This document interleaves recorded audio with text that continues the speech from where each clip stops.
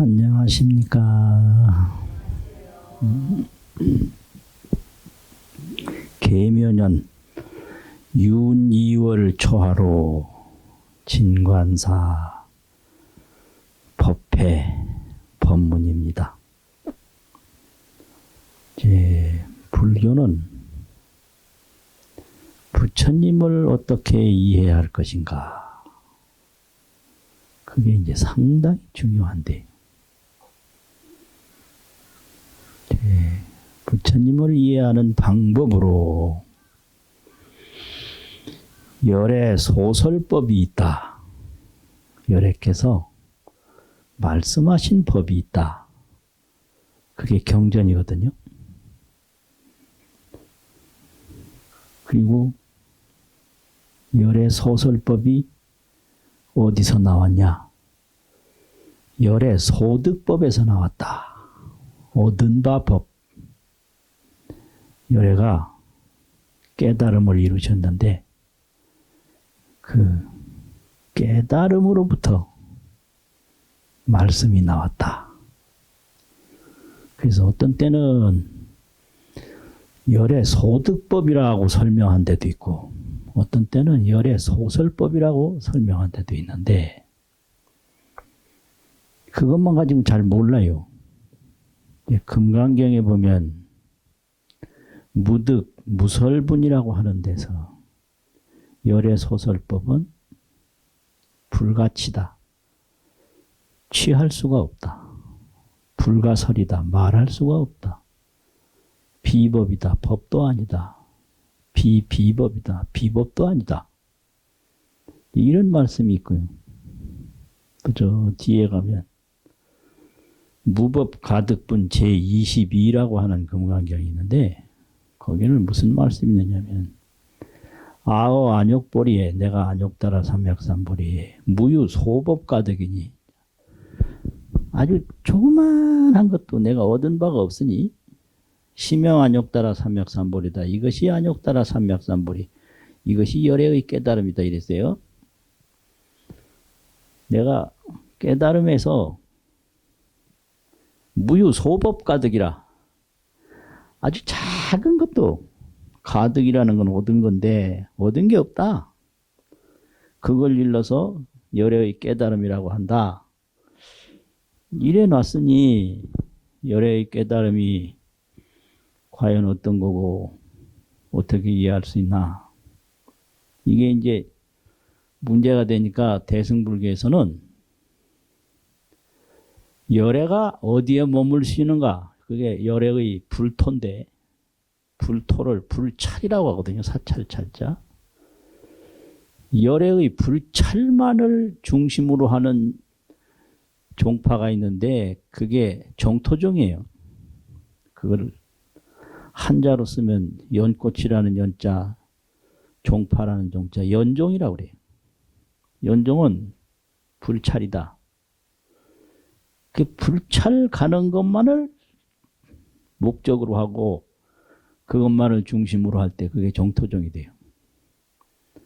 그리고 열애의 깨달음을 이제 법을 중심으로 해서 깨달은 법, 그걸 화엄종이라고 그러는데, 그거는 다 통한다고 둥그런자 하나 써가지고 원종이라 그래요. 법성원용무인상, 그게 열애의 깨달은 내용을 대승불교식으로 설명하는 게 법성원용무이상이에요.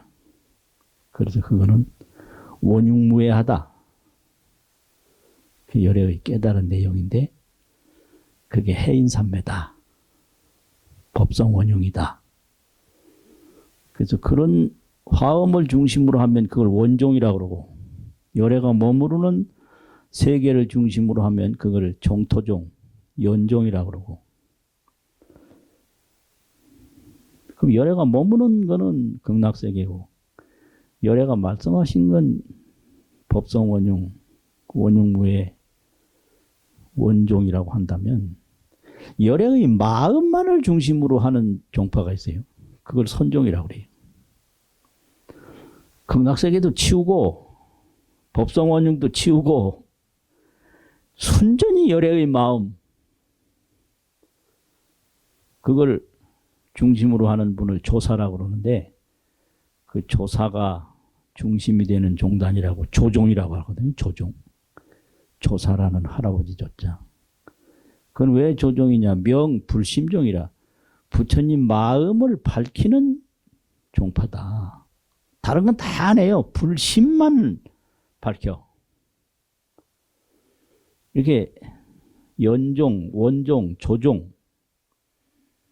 이게 이제 대승불교의 아주 핵심이에요. 그러니까 오로지 부처님 계신 곳을 내가 가야 되겠다 그러면 그게 정토종인데 염불만 하면 부처님 계신 국토에 가요. 부처님이 깨달은 해인산매를 내가 알아봐야 되겠다 그러면 이제 법성원육무인상 화엄산매에 또 들고 화엄경을 공부하면 처음이 끝이고 끝이 처음이고 하나가 모든 것이고 모든 것이 하나고 일순간이 무량겁이고 무량겁이 일순간이고 이걸 정리해 놓은 게 의상스님이 원교 종요라고 이름을 붙였어요. 원교 해인산매의 말씀이 화엄경인데 화엄경에 종이라는 건 근본이라는 말이고 요라고 하는 건 헐이라는 말인데 아주 근본 뿌리에 해당하고 줄기에 해당하는 것이다. 원교 종요 화엄 법성도 그게 의상스님의 저술인데 이게 어렵단 말이에요. 이게 극락세계도 내가 가야 아는 거고 원종도 화엄산매에 들어야 알고 이제 열애의 마음을 근본으로 하는 것도 조사의 마음에 들어가야 그걸 계합이라고 그러는데 계약할 게 있자 합할합자 그러니까 어려워요. 그래서 이제 한 가지 또 방법이 열애 소설법, 열애 소득법 이런 거 말고 열애 소행법을 한번 보자. 열애가 행하신 법. 그래서 그 많은 경전 이거 말고 이제 열애가 어떻게 태어나셔서 어떻게 해서 어떻게 계시다가 어떻게 가셨나 이게 이제 불소행이라고 그래요. 불소행. 부처님이 행하신 바. 마명보살이 불소행찬을 지었는데 그 불소행찬을 8가지로 딱 구분해서 설명한 걸 팔상성도라고 하고 그건 불소행찬이죠. 부처님이 행하신 바를 찬탄했단 말이에요. 그래서 그걸 8가지로 구분을 했어요. 마명보살 불소행찬을 팔상성도로 구분해가지고 우리나라 큰 절에는 팔상전이 거의 다 있어요. 이게 아주 좋은 방법이에요. 열애가 행하신 바를 보면 짐작할 수가 있고 쉽게 이해할 수가 있다. 그게 이제 8가지로 했는데 장엄연불 할 때 서가열의 팔상성도를 이제 하는데 이게 참 좋아요. 장엄연불에 서가열의 팔상성도예요. 도솔 내의상 이게 얼마나 좋아. 그래서 8가지만 외우면 부처님 일생이 환하게 들어오거든요. 그게 하나의 방법이에요.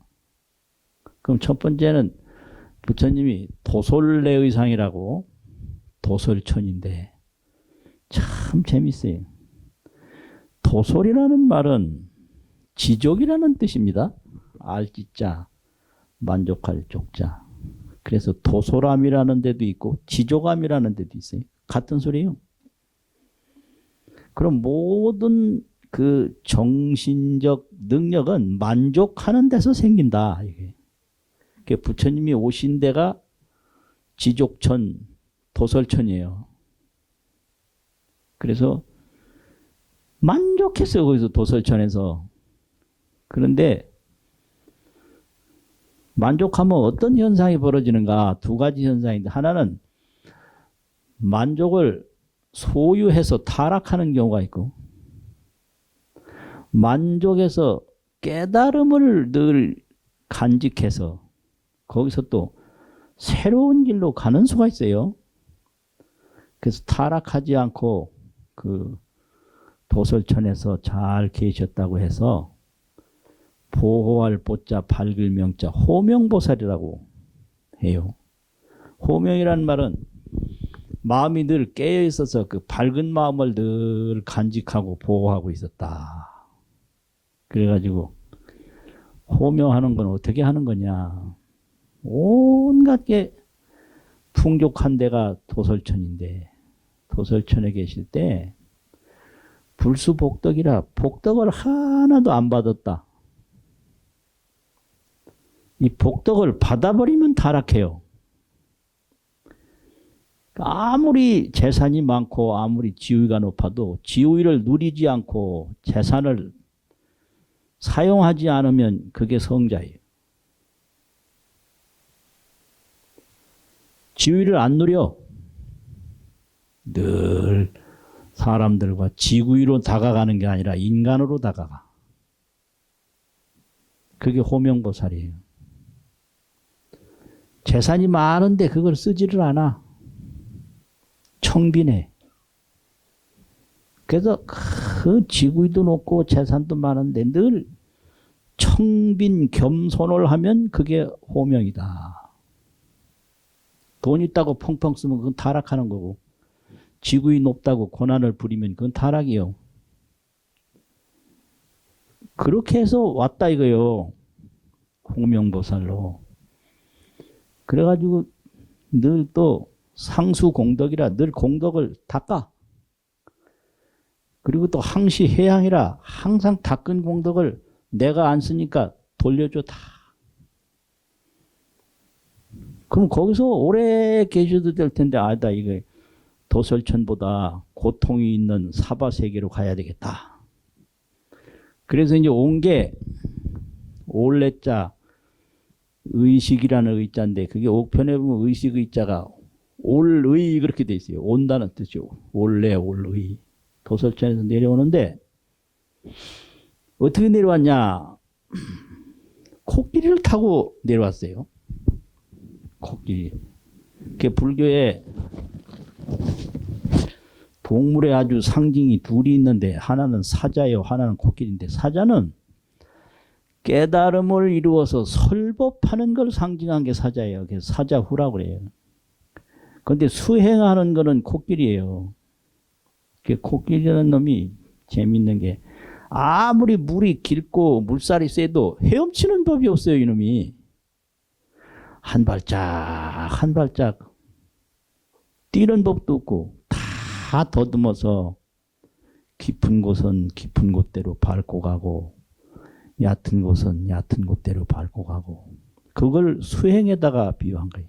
그 수행은 건너뛰는 법이 없어요. 다 마주해서 거기서 지혜를 얻는 게 수행이거든요. 도망가는 건 수행이 아니요. 마주해서 지혜를 얻는다.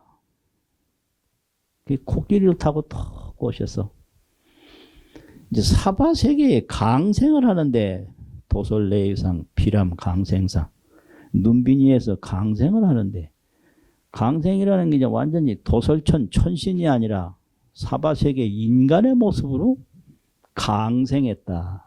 내릴강 태어날 생. 그러니까 나보다 한 단계 낮은 데로 가야 그게 깨어있는 사람이에요.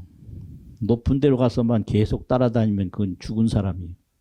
그건 정신적으로 이미 죽었다. 그러니까 강생을 한 거예요. 상생을 한 게 아니라. 높은 데 가서 난 게 아니라 낮은 데로 와서 났다 이거지. 그렇게 이게 부처님의 생애를 정리하고 있어요. 그 다음에 사문유관상인데 이 세상에 어떤 문제가 있나. 생로병사가 있다. 이게 생로병사가 있는 한 인간의 성공과 인간의 어떤 목적을 이루는 것이 목적이 아무 쓸모가 없다. 그 정반왕은 국왕의 목적을 가지고 있고 자기 어머니는 그 집안이 뭐 화목하고 이런 목적을 가지고 있고 자기 아내는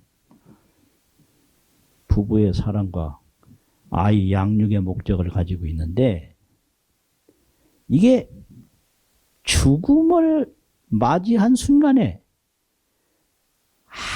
아무 쓸모가 없다는 거예요. 그래서 생로병사를 보고 난 후에는 이 생로병사를 해결하기 전에는 죽음을 앞에 둔 시한부 인생이 성공을 한들 뭐 하며 뭐 소유를 한들 뭘 하겠냐. 이게 이제 꽉 꽂힌 거죠. 이게 이제 코끼리가 가는 길이에요. 생로병사를 마주했으면 이거를 그냥 피해가고 덮어두고 또 어떤 경우에는 그걸 잠시라도 잊기 위해서 뭐 술을 많이 먹는다든지 쾌락에 많이 또 치우친다든지 그게 아니에요. 이 생로병사 이놈이 뭐야 이게. 죽음이라는 게 이게 뭐야. 딱 마주하는 거예요. 그런데 이 세속적인 방법으로는 이걸 해결할 길이 없는 거예요. 그래서 사문유관상이라고 동서남북에서 이걸 보고 난 뒤에는 이걸 어떻게 해야 되나. 아버지 노릇 해가지고도 안 되고. 그래서 석가모니 아버지 노릇 안 했어요. 아주 웃기는 사람이에요. 아들은 낳았는데 아버지 노릇을 안 했어. 이런 수가 어디 있어요. 남편 노릇도 안 했어요. 남편인데도 남편 노릇 안 하고. 아들인데도 아들 노릇은 안 해서 정반왕 아들이잖아요. 이게 참 이게 말이 안 돼. 내가 볼 때는 이거. 아들 노릇도 안 한다. 남편 노릇도 안 한다. 아버지 노릇도 안 한다. 왕을 물려받으니 왕 노릇도 안 한다. 아무것도 안 하고 오직 생로병사 이거 해결하는 길로 들어선단 말이에요. 그런데 다른 사람은 생로병사 이건 관심이 없어. 어떻게 왕을 하느냐, 어떻게 자식을 키우느냐, 어떻게 부부가 사랑을 나누느냐, 가정을 어떻게 이루느냐 이것만 관심이 있단 말이에요. 근데 부처님은 관심 없어요. 죽음 앞에 부부가 뭐며 뭐 가정이 뭐며 왕이 뭐냐 이거예요. 참 희한한 분이에요. 이분이. 그 팔상성도 그거를 보면 그렇게 기술하고 있어요. 이건 문학도 최고의 문학이고 철학도 최고의 철학이에요. 또 종교도 최고의 종교예요. 이건 안 움직이면 이게 철학과 무슨 문학으로 끝이는데 이걸 움직이면 종교가 되는 거예요. 움직이면. 그래서 한 게 이제 유성 출가요. 출가는 모든 걸 버린다는 거예요. 출가라는 게 집 떠나는 게 아니라 다 버리는 게 출가예요. 그런데 전부가 다 그 생로병사 하라고 하는 동의하는 사람이었거든. 그러니까 어떻게 해요? 부처님도 좀 비겁해요. 밤에 월장으로 도망갔어. 담 넘어서. 그 부처님이라고 뭐 다 위대한 게 아니에요. 아버지 노릇 안 한 걸로 보면 그 위대한 거 아니라고 그게. 그 사람이 전부가 위대해야 될 필요가 없는 거예요. 하나만 잘하면 되는 거예요. 그 어떤 사람은 뭐 내가 못하는 게 많다고. 못하는 게 많은 게 당연하지. 왜 잘해야 되는데. 잘하는데 노예가 될 필요가 없어요. 왜 잘해야 돼? 그 석가모니 보면 다른 거 다 팽개치고 오직 생로병사 하나 해결한 거 그거예요. 그게 유성출가를 했다고. 유성출가를 하는데 성을 넘어서 출가를 했어요. 근데 유성출가가 이렇게 재미있어요. 이렇게 아주 통쾌해. 다른 사람 다 동의 안 하고 다 못하게 해도 나는 하는 거예요. 이게 살아있고 깨어있는 정신이거든요. 그 이제 설산에 들어갔어. 설산에 갔는데 무슨 일이 벌어졌는가. 성은 나왔지만은 태자의 의복이 그대로 있고 태자의 머리가 그대로 있고 이런 거요. 그래서 머리를 깎아. 그 머리를 깎는 거는 그 신분에 따르는 이익을 버린다는 거예요. 이 머리라는 게 신분을 말하는 거거든요. 또 옷을 벗는다는 거는 사회의 지위를 버린다는 거예요. 근데 이걸 어디서 이 수행자의 옷으로 갈아입어야 되나 보니까 수행자가 옆에 있어. 그래서 그 옷을 나하고 바꿔 입을 수 없느냐 그러니까 아이 좋다고. 그럼 당신은 수행자 옷이 없으면 뭘 입고 수행할 거냐. 아, 나는 수행자가 아니고 수행자 옷을 입고 사냥을 하면 동물들이 안 도망가서 내가 사냥 쉽게 하려고 내가 이거 입은 거다 이래요. 여기에서 또 큰 또 문학적인 철학적인 또 의미가 있어요. 옷만 보고 판단해서는 안 된다. 그래서 바꿔 입었어요. 그러니까 이 세상에 누릴 수 있는 건 이제 하나도 없는 거예요. 머리 깎아서 신분도 버리고 또 옷을 다 바꿔가지고 사회 지위도 버리고 이제 진짜로 된 거지. 그 다음에는 이거를 누가 아는 사람이 있는가 찾아다니게 되는 거죠. 이게 이제 설산수도상인데 설산이라는 게 저 히말라야 눈 덮인 게 아니에요. 거기 간 일이 없어요. 저 성자들이 많고 사상가가 많고 고행자가 많은 사람을 찾아다닌 거거든. 그래서 보니까 선정주의자도 있고 고행주의자도 있고 논리주의자도 있고 많은 사람이 있어요. 다 만나봐도 백로병사가 해결이 안 돼요. 그 사람들도 지금까지 배운 거 익힌 거 다 버려.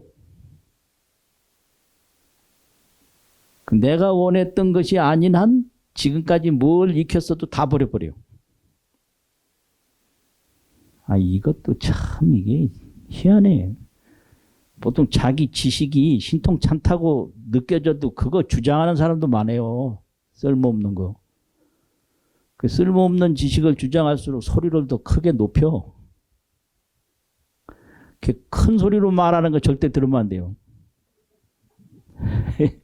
옛날에 어명을 전할 때 큰 소리로 전하는 법이 없어. 어명이요 하면 그냥 온몸이 바르르 떨리지. 근데 내용 없는 말은 크게 떠들어도 하나도 겁도 안 나. 그래서 이제 이 문제는 배워서 되는 게 아니구나. 이제 마지막에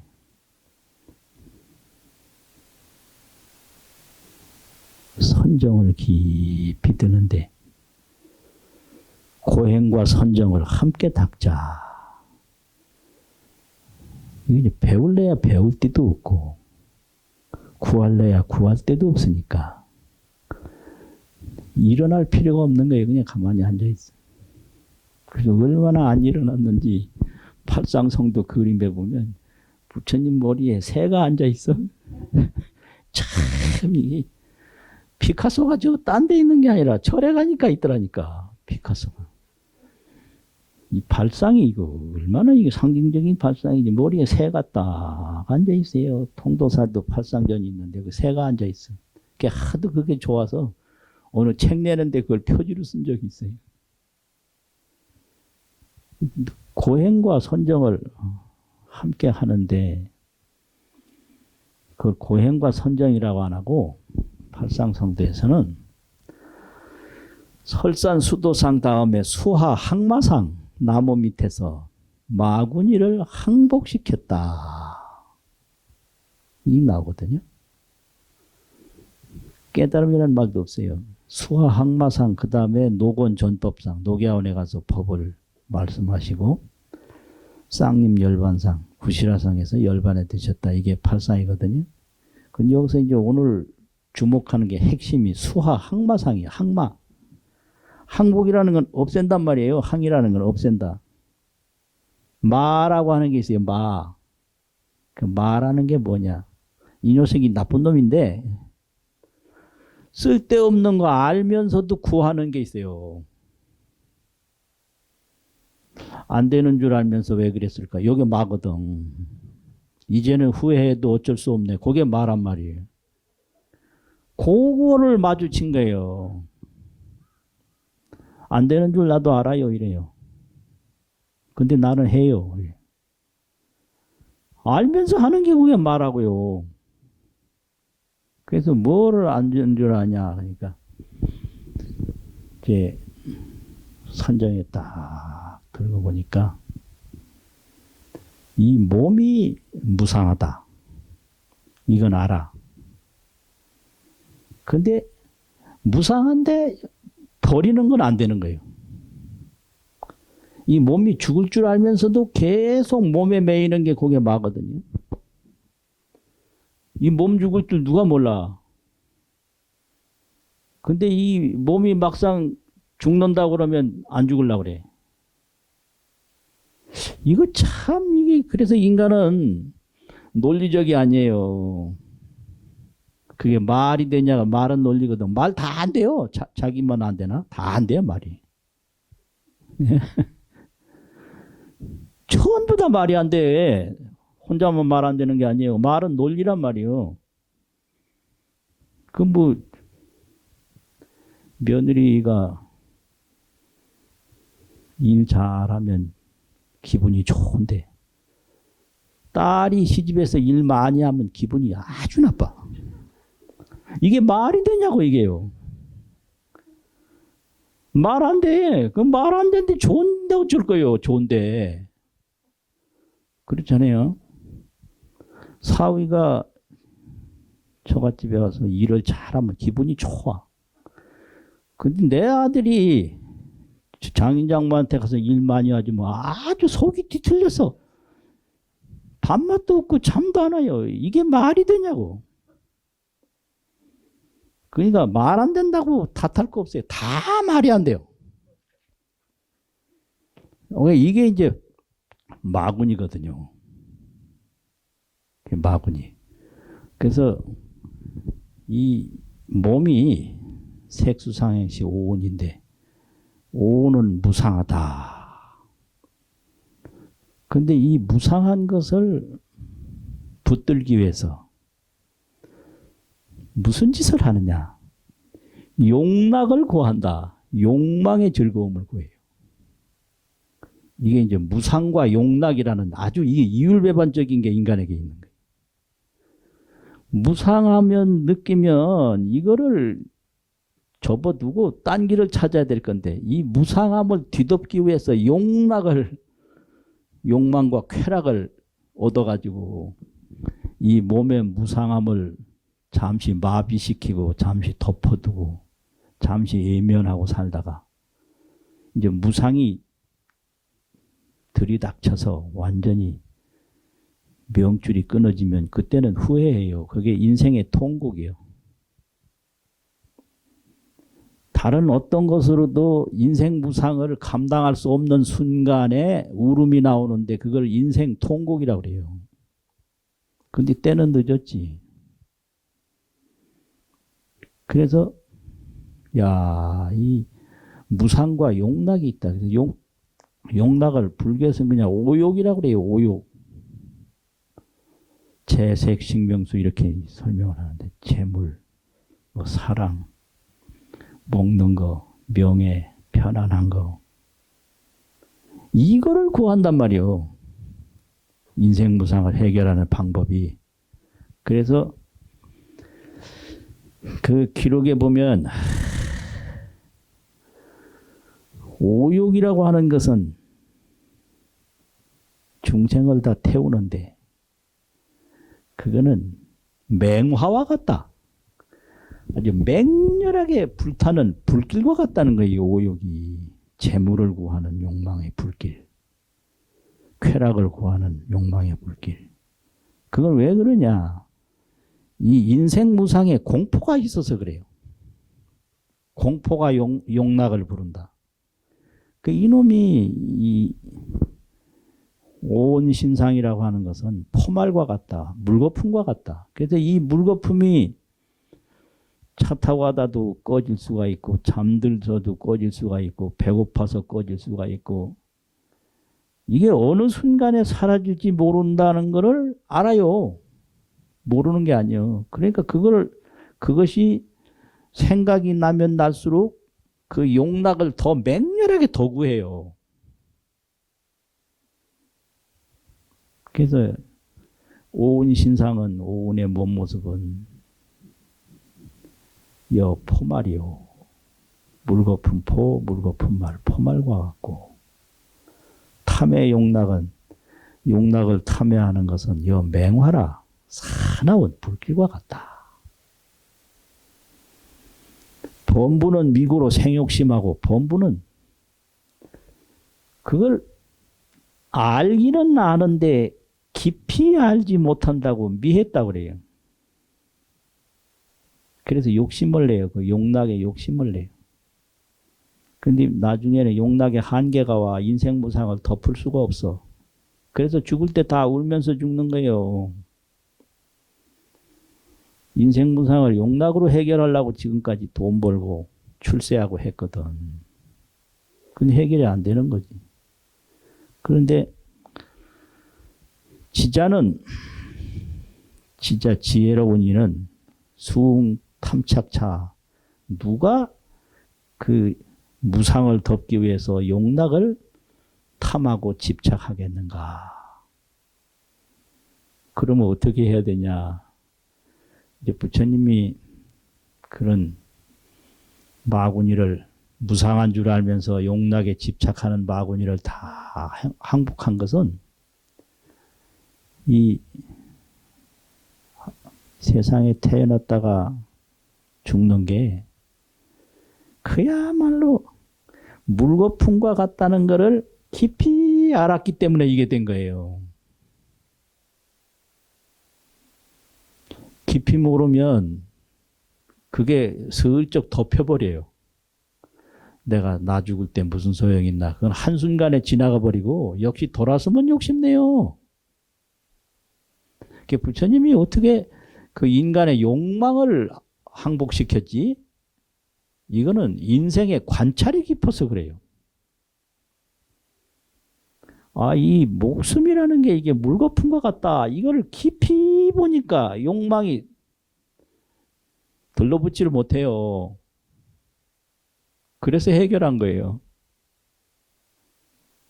그래서 그거를 인생 무상을 알고 용락이 허망함을 알아서 거기에 전혀 죽음을 맞이하는 순간에 와도 공포심이 안 생겼어. 그래서 이 무상과 용락을 다 해결했어요. 그걸 항마라고 그래요.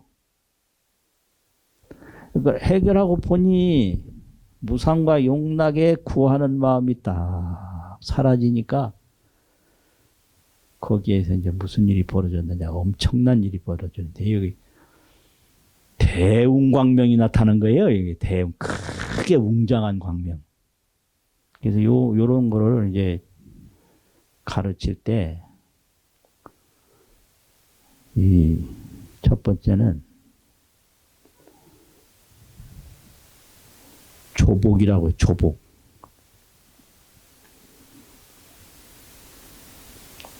조화시킬 조자, 항복시킬 복자, 조복. 인생이 무상한 게 언제 죽을지 모르는데도 계속 욕망과 쾌락을 쫓아서 달려나가는 그 망아지와 같은 마음을 잡아당겨서 복종시킨다는 거예요. 잡아라 인마. 모든 근심 걱정과 인생 재앙은 너의 욕망에서 왔다. 시어머니한테서 온 게 아니에요. 며느리한테서 온 게 아니에요. 남편한테서 온 게 아니에요. 아내한테서 온 게 아니에요. 자식한테서 온 게 아니에요. 자기 욕망 해결하려고 여러 사람 다 만나고 안 태어나려고 하는 아들 낳으려고 온갖 고생 다 했거든. 그래서 아들 때문에 애 먹는 거예요. 아들만 안 낳았어도 애 훨씬 적게 먹었을 거예요. 딸 때문에 애 먹지 그 딸만 안 낳았어도 훨씬 편안했을 텐데. 결혼만 안 했어도 얼마나 신선같이 살았을 텐데 이 뭐 결혼을 해가지고 그 왜 결혼해서 욕망 때문에 결혼한 거 아니에요. 그러니까 이게 지자가 가는 길이, 지혜로운 이가 가는 길이다. 이거 아무나 가는 게 아니에요. 그러니까 이런 거를 듣고 우리 이제 잠시라도 마음을 씻어내면 그걸로 족한 거지. 우리가 다 석가모니 때라고. 야단나요? 야단나. 안 돼요. 안 돼요. 안 돼. 안 돼. 안 돼. 그래서 범부는 미고로 생욕심이라 미했기 때문에 알기는 아는데 깊이 모르고 껍데기로 알기 때문에 계속 욕심을 내다가 통곡하면서 죽는 거예요. 부처님이 이렇게 처음에는 조화를 시키려고 하고 그 다음에 복종시키고 조, 복, 그 다음에는 고요정자 정에 조하고 복을 하면 마음이 딱 복종이 되면 고요해져. 이게 고요정자예요. 그 다음에는 깨끗해져요. 그래서 이걸 정이라고 안 하고 고요할 적자를 써요. 적. 조, 복, 적. 고요 적자. 그 다음에 깨끗할 정자를 딱 써. 마음이 깨끗해져. 용락을 구하는 마음이 전혀 없어요. 그런 마음이 환하게 밝아져요. 이게 명이요. 첫 번째는 조, 두 번째는 복, 세 번째는 적, 네 번째는 정, 그 다음에는 밝아져. 명, 다섯 번째. 그 다음 통해버려요. 이게 조복, 적정, 명통. 이런 순서로 가는 거예요. 조복, 적정, 명통. 그래서 밝아져서 통하니까 모든 게 욕심이 아니고 명심이다. 밝은 마음이다. 욕심과 명심이 있어요.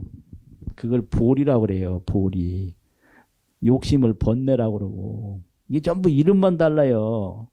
뭘 용락을 구하고자 하는 마음을 욕심이라고 그래요. 그냥 밝은 마음을 명심이라고 한다고. 밝은 명자 마음심자. 그건 깨달은 마음이다. 근데 이게 이상하단 말이에요. 왜 명심 하나만 있으면 될 텐데 욕심이 왜 있었느냐? 이런 거거든. 그게 또 재밌어요. 멀쩡하게 낮에 일해도 저녁에 꿈꾸는 수가 있어요. 꿈 없는 사람이 없어요. 그런데 꿈을 깨고 나면 그 꿈이 오로지 나인 걸 알 수가 있어요. 그 욕심에서 벗어나면 욕심도 내 마음인 걸 알 수가 있는 거예요. 이러니까 불교가 어려워. 실컷 높은 데 갔는데 가고 나니까 가지 않았을 때와 다름이 없어. 그래서 큰 깨달음을 얻으니까 내가 깨달음에서 얻은 바가 하나도 없다. 이렇게 되는 거예요. 이건 깨달은 분들 자기들끼리 하는 소리고 우리가 볼 때는 전혀 아니고 그냥 그런 거죠. 그래서 이 항마라는 거 우리는 안 되는 줄 알면서도 하는데 서가모니는 어떻게 안 되는 일은 왜 안 할 수 있었을까? 안 되는 일을 분명하고 확실하게 안 할 수 있었던 것은 관찰이 깊어서 그래요. 이 몸을 위해서 뭘 구해봤댔자 아무런 소용이 없다는 걸 깊이 알았단 말이에요. 그래서 기록에 그런 말이 있어요. 욕구 필경 자제락이 있는데 이 용락의 쾌락이 아니라 필경 자제락. 필경이라는 건 영원한 걸 말하거든요. 영원히 자제하는 즐거움이 따로 있는데 그거는 보리다. 그래서 이 보리를 얻으려고 하고 그 세속적 욕망을 무상한 줄 알아서 두려움이 막 생기고 죽으면 어떻게 하나 공포가 생겨도 이 말하는 거는 공포예요. 공포. 그래서 그 공포를 어떻게 해결하나 용락으로 해결하려고 하는 게 범부거든. 그러니까 이 공포를 용락으로 해결하는 게 아니라 깨달음으로 해결하는 게 이게 석가모니예요. 그래서 깨달음을 다 얻고 나니까 자제락이 생겨요. 자제. 이게 용락이 아니라 자제락이다. 그 자제락이 딱 생기니까 이 밖으로 구하던 욕심하고 이 자제락하고를 비교해보니 욕심은 개똥불 아시나 모르겠네요. 몰라요? 이게 난 어렸을 때 많이 봤는데 이게 무슨 벌레 같아 벌레. 그런데 그 불빛이 있어요. 그걸 개똥불이라고 그래요. 벌레인데. 어? 주지님 아시요? 개똥불? 반딧불. 아, 충청도에서는 개똥불이라고 그래서요. 네. 반딧불하고 태양하고 비교를 했어요. 자제락은 태양이고 용락은 반딧불이다. 그렇게 비유해서 했거든요. 그러니까 우리는 뭘 위해서 살아야 하나. 왜냐면 기도하면 하는 거 있어요. 만수무강하고 소원성취하고 자손창성하고 복덕구족하고. 자손창성해봐야 그 녀석들 그거 다 우리한테 도움도 안 돼요. 저들 살기 바빠. 부귀영화하고 부귀영화 해봐야 근심 걱정 더 많아. 차라리 가난한 거 마음 편하게 낫다니까요. 그래서 그 축원하는데 막 하는 게 저거 구해봐야 소용이 없는데 그런 생각 나요, 내가. 예?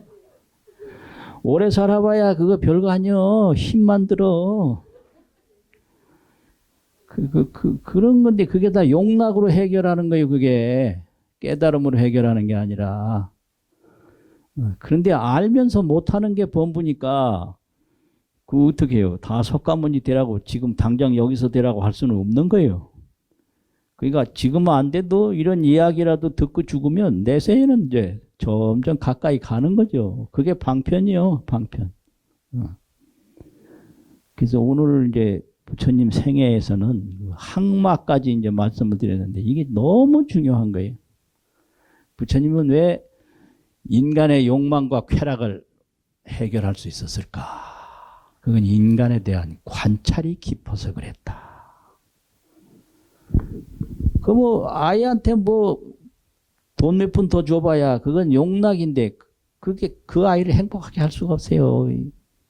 인생 무상의 통곡이와 무상 통곡을 놔두고 뭐 집 하나 사주고 뭐 하나 사주고 해봐야 인생 문제가 해결이 안 돼요. 안 되는데 해야 돼요. 그러니까 이건 말이 안 되는 짓을 하는 거예요. 그 말 되는 짓만 하는 게 흔나 그게. 다 말 안 되는 짓을 하는데. 마치겠습니다.